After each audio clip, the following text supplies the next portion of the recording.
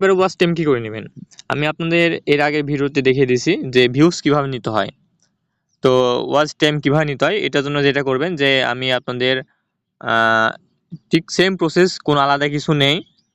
যে মাল্টি ভিউজে যাবেন, মাল্টি ভিউজে গিয়ে শুধু পার্থক্য একটাই যে আপনি যদি শুধু ভিউজ নিতে চান তাহলে এখানে 2টা 4টা বা 10টা ট্যাব ওপেন করবেন।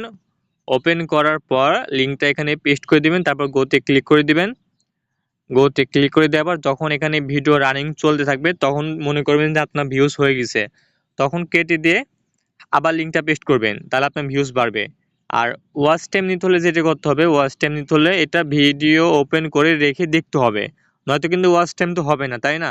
আপনি ভিডিও ওপেন করে যদি কেটে দেন তাহলে শুধু ভিউজ হবে, কিন্তু আপনাকে ওয়াচ টাইম করতে হলে 10টা 20টা 100টা ট্যাব, যার ফোনে যেটা ভালো স্পিড দেয় ওইটা করে আপনাকে ওপেন করে রাখতে হবে। তো এইভাবে আপনি যতক্ষণ ভিডিও ওপেন করে রাখবেন ততক্ষণ আপনার ওয়াচ টাইম বাড়তে থাকবে। তো এই ছিল ওয়াচ টাইমের ভিডিও।